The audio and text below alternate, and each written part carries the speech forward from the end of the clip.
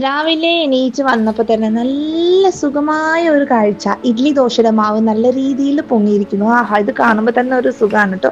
സാധാരണ ഞാൻ 2-3 ദിവസത്തേക്കാണ് മാവ് അരച്ച് വെക്കാം. ഇതിപ്പോൾ ഉഴുന്ന് കുറവായതുകൊണ്ട് കുറവേ ഉണ്ടായുള്ളൂ. ഇത് ഒരു നേരത്തെ ഇഡ്ലിയും ദോശയ്ക്കാവും.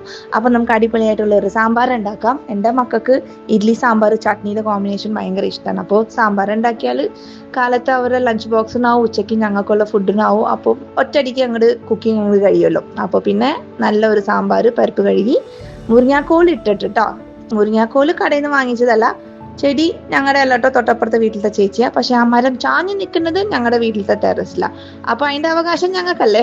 അപ്പൊ മുരിങ്ങാക്കോല് ഞാൻ ഇങ്ങനെയാട്ടോ സാമ്പാർ ഉണ്ടാക്കുക. ഉള്ളി, പച്ചമുളക്, തക്കാളി, മുളക് പൊടി, മല്ലിപ്പൊടി, വെള്ളം വഴറ്റി മുരിങ്ങാക്കോല് നുറുക്കി വെച്ച് പരിപ്പ് നേരത്തെ വേവിച്ച് വെച്ചിട്ടുണ്ടാവും. കുറച്ച് പുളി വെള്ളം ഒഴിച്ച് ഇതെല്ലാം കൂടി ഒരൊറ്റ വിസിൽ കായപ്പൊടി അങ്ങ് ഇട്ട് കഴിഞ്ഞിട്ട് പിന്നെ കടുക് വറുക്കുമ്പോൾ പൊടികളൊക്കെ ഇടണം.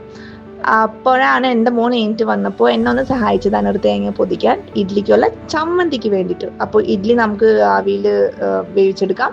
ഇന്നാലും ഞാൻ ഇഡ്ലി ഉണ്ടാക്കിയപ്പം മാവ് ശരിക്കും പൊങ്ങിയില്ല. അപ്പം ഞാൻ എന്ത് ചെയ്തു, വെളുപ്പിന് കുറച്ച് സോഡാപ്പൊടി ഇട്ടു.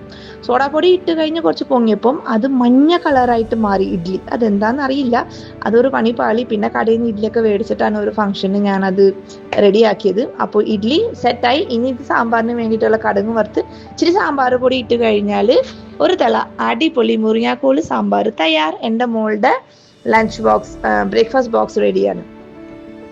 അപ്പോൾ ഞാൻ റെഡിയായി. We are on time today. പിള്ളേരും ലഞ്ച് ബോക്സ് ഒക്കെ പാക്ക് ചെയ്തിട്ട് റെഡി ആയിട്ടിരിക്കുകയാണ് സ്കൂളിൽ പോവാൻ. So that's all for today. See you tomorrow with another vlog. Bye.